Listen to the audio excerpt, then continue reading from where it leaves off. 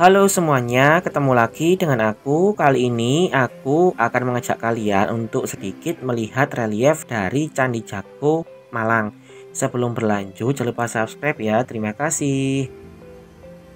Kali ini aku sedang berada di Candi Jago yang berada di wilayah Tumpang, Kabupaten Malang. Kalau kalian mau ke sini itu gampang sekali ya. Jadi dari arah Pasar Tumpang nanti ada gang kecil ya, kemudian nanti ada palangnya di depannya sekolah itu ada candinya udah kelihatan. Candi Jago ini merupakan salah satu candi peninggalan Kerajaan Singosari. Kalau mau parkir di sini ada tempat parkirnya dan parkirnya itu sukarela ya.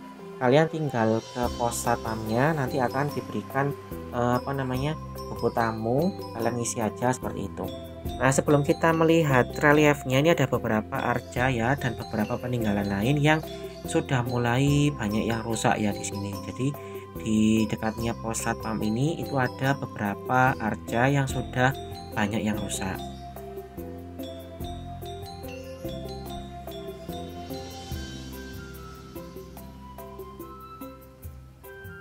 Candi Jago ini merupakan candi berlatar agama Buddha Tatrayana. Jadi dulu itu sempat ada mispersepsi ya, karena ketika aku sekolah candi ini dianggap sebagai candi Hindu, tapi ternyata candi ini merupakan candi yang berlatar agama Buddha Tantrayana.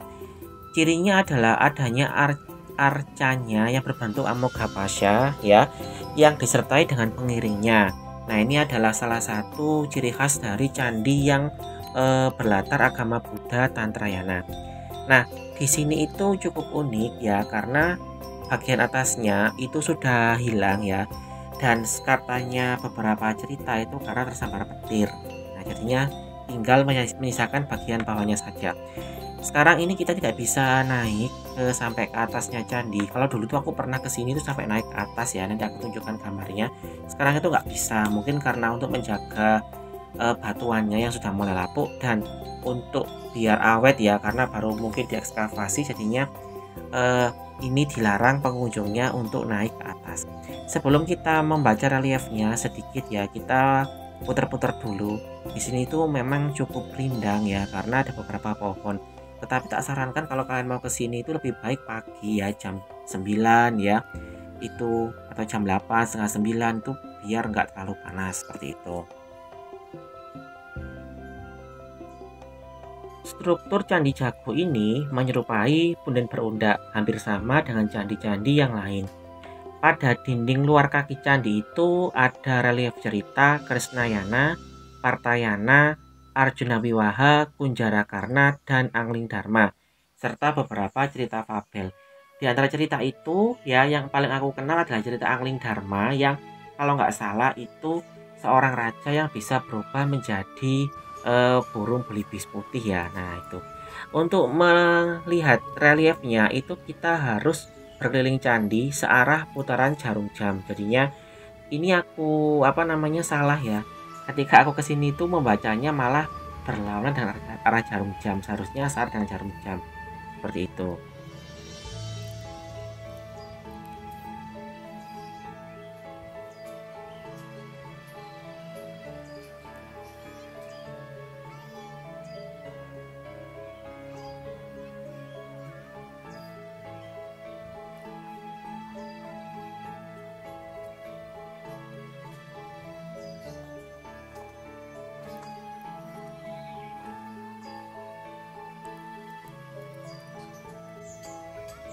Sebelumnya mohon maaf, ini aku bukan terlalu paham ya, nggak terlalu paham masalah relief, tapi hanya membaca dari literatur maksudnya.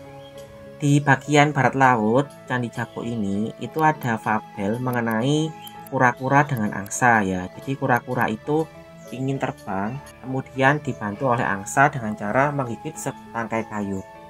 Nah, kemudian di tengah perjalanan itu kura-kuranya itu menemui atau ada segerombolan serigala di bagian bawah yang mengolok-olok kura-kuranya, sehingga kura-kura itu berucap atau berbicara, padahal dilarang oleh angsa ya biar nggak berbicara karena bisa jatuh. Nah, karena berbicara, kura-kuranya akhirnya terbuka mulutnya, akhirnya jatuh ya. dan ia menjadi makan serigala. Nah, dari cerita ini diambil pelajaran bahwa kita itu kalau dalam usaha itu jangan mundur ya, kita harus maju. Jangan hanya karena hinaan orang atau omongan orang kita jadinya tidak bisa maju seperti itu.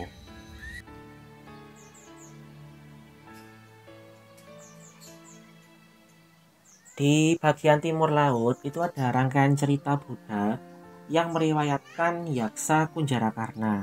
Nah, di situ ada seseorang yang pergi ke dewa tertinggi yaitu Sang Wairocana untuk mempelajari agama Buddha. Nah, di situ ada ceritanya Kunjarakarna ya. Dikisahkan dia itu seorang raksasa Kunjarakarna ingin menjadi manusia biasa sehingga dia menghadap Wairocana dan menyampaikan maksudnya. Setelah diberi nasihat dan patuh pada ajaran Buddha, akhirnya keinginannya itu terlaksana ya, dia menjadi seorang manusia.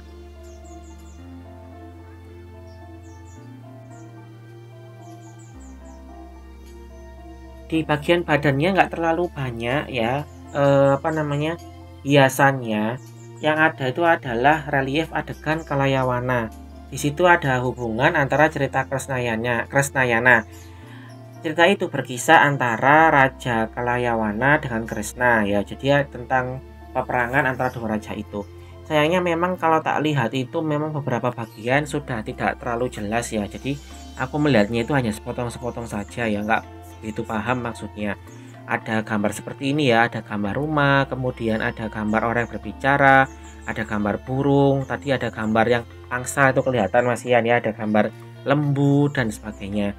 Kemudian ada relief-relief ya seperti ukiran itu di atasnya yang juga menghiasi dari bagian badan dan dari kaki candi Jago ini.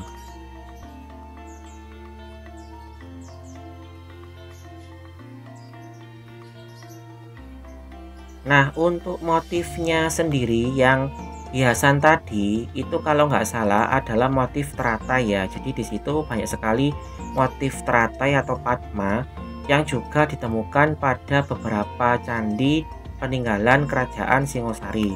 Jadi ketika kerajaan Singosari itu berdiri ya dan mencapai kejayaannya, itu banyak candi yang diukir dengan motif teratai semacam itu karena merupakan motif yang sangat populer.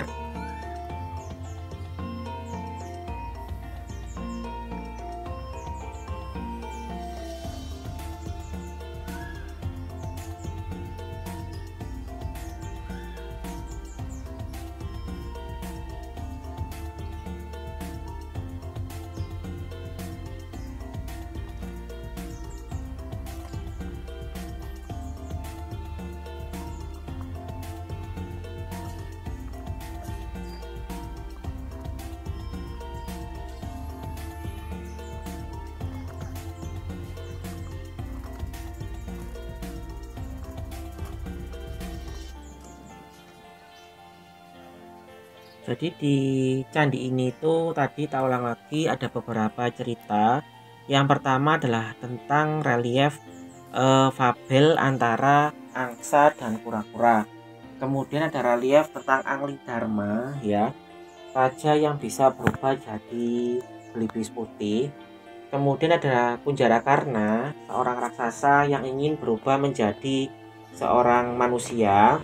Lalu ada relief Parta Yajna ya. Parta Yajna itu adalah tokoh Pandawa yang diusir dari istana dan harus menjalani masa pembuangan. Jadi ini salah satu bagian dari Mahabharata ya, ketika Pandawa itu diusir dari istana menjalani masa pembuangan setelah kalah bermain dadu melawan Kurawa. Itu ada ceritanya dulu ya kalau kalian sering lihat Mahabharata. Lalu ada cerita Arjuna Wiwaha ya, itu menceritakan Arjuna yang diminta membantu mengalahkan raksasa yang akan menghancurkan surga ya, kerajaannya Dewa Indra. Jadi kalau kalian suka lihat Dewa Indra di kerajaannya itu kan pernah diserang oleh para iblis ya. Nah itu kemudian ada Arjuna yang ingin membantu mengalahkan raksasa tadi yang akan menguasai surga atau kerajaannya Dewa Indra. Nah yang terakhir itu ada relief Kresna Wijaya. Di situ di bagian kanan dan kiri pintu masuk candi itu pertempuran antara Kresna melawan raksasa Kalayawana. Nah di situ Dewa Wisnu turun ke dunia sebagai Kresna disertai Dewa Basuki sebagai adik Baladewa untuk memusnahkan para raksasa ya. Jadi situ ada perang antara Kresna dan atau Dewa Wisnu dengan para raksasa. Jadinya intinya dari Candi Jago ini adalah mengisahkan antara kebaikan melawan keburukan seperti itu.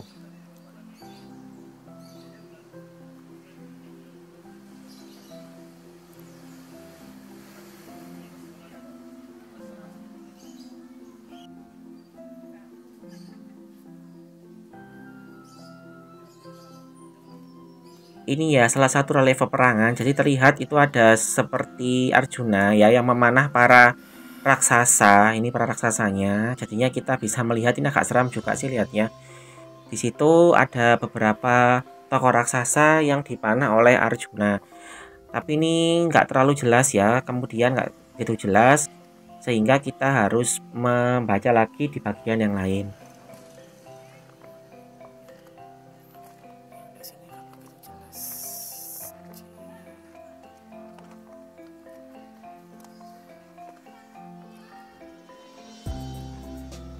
Jadi ini aku salah bacanya, harusnya itu aku searah jarum jam, tapi ini aku karena sudah terlanjur akhirnya jalannya berlawanan dengan arah jarum jam. Kalau kalian itu mau ke sini, pokoknya kalau mau baca enak itu dari yang pintu masuknya candi ya, yang di bagian sana itu searah jarum jam, nanti akan kelihatan jelas ya beberapa relief-reliefnya seperti itu. Kalau kalian mau mengerti ceritanya lebih jelas, kalian bisa tanya ke petugasnya ya, atau ke juru kuncinya Candi Jago ini. Selain Candi Jago, di sekitar sini itu ada Candi Kidal ya. Itu di agak ke selatan, di Dusun Kidal. Dan ada beberapa candi yang lain ya.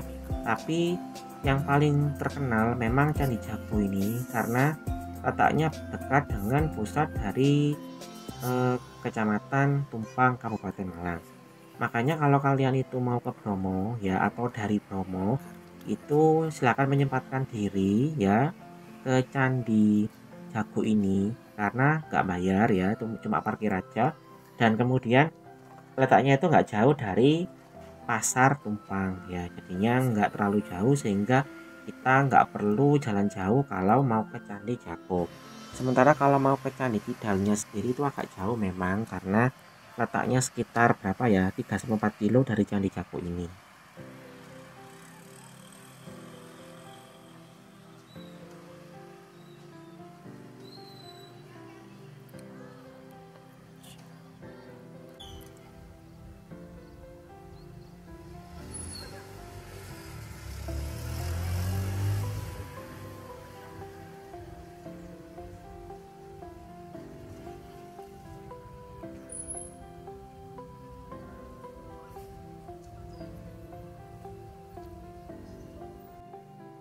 Di bagian timur dari Candi Jago ini terdapat Arca Amogapasya ya, merupakan salah satu perwujudan wanita dari Lokeswara ya. Di situ apa namanya, salah satu perwujudannya merupakan salah satu sifat welas asih dalam agama Buddha. Kemudian ini kalau nggak salah ada arca ya, arca kepala kepala lupa apa namanya, Kamalakara atau apa gitu ya di sini. Ini ada di sebelahnya arca Amogapasya. Pokoknya nggak hanya candi tapi juga ada arcanya juga di Candi Jago ini. Oke, sekian dulu video dari aku. Kalau kalian mau ke sini, silakan kalian langsung ke Pasar Tumpang, nanti ada keterangannya ya, papan petunjuknya dari sana. Sekian, sampai jumpa pada video selanjutnya. Terima kasih.